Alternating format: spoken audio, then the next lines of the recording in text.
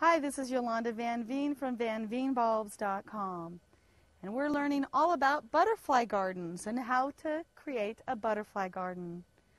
Now, we all love butterflies in our garden. They're so beautiful. They come in so many different colors and shapes and sizes, and they are one of the joys of having a garden is just sitting on a nice summer day and looking at the beautiful butterflies that come our way.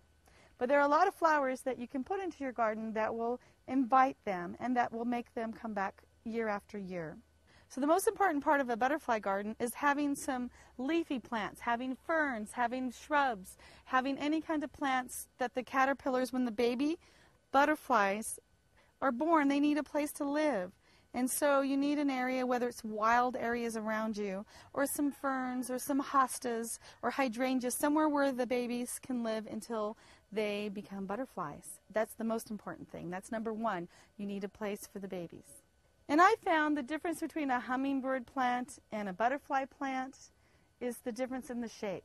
Butterflies like fluffy flowers. They like lots of pollen, something that's easy to get to the pollen. They don't want the tubular flowers like the hummingbirds. Hummingbirds love the tubes. They love to have a tube to go into. Whereas the butterflies, they like the fluff. They seem to love this Liatris or Gayfeather.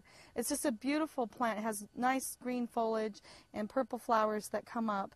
And the hummingbirds just don't really care about it, but the butterflies love it.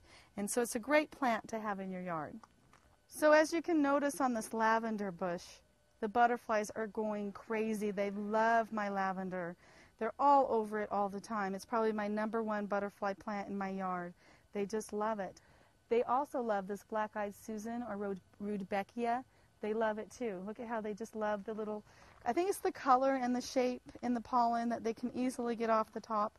They don't want to have to reach for their pollen. They want the pollen to be out there for them to grab. It's a nice summer day. See how they're just so tame. I just love my butterflies. And it really gives me a sense that this is part of my garden and they're here with me. So there's all types of flowers that the butterflies love. They love my Liatris. They love my Rudbeckia or the black-eyed Susan. They love the lavender. They love my crocosmias. They love all the other bulb plants too. They love eucalyptus. They seem to like especially the new growth on the eucalyptus because it gives them a place to hide out. In my butterfly garden, I try not to use any chemicals at all. And it's hard because I have slugs that are eating up a lot of my plants.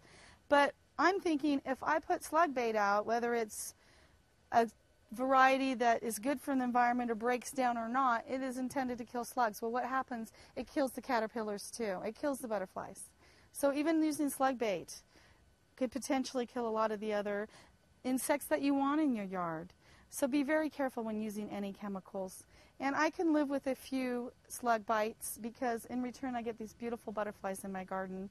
They love sun, and they need also another big thing that they need is some water. Whether I have water features or just I've got this little cement leaf down here with a little bit of water in it. They want mud or a little bit of water because they really need some kind of a moisture because they drink water just like we do. Without water, they won't survive. Having a garden is one of the most rewarding parts of my life. I love it. And to have a home where I can invite butterflies and hummingbirds to join me in my everyday gardening, it's just a joy. So it's easy to have a butterfly garden. You don't have to have a big yard. You can just have a little container with a few butterfly plants. That's all they need.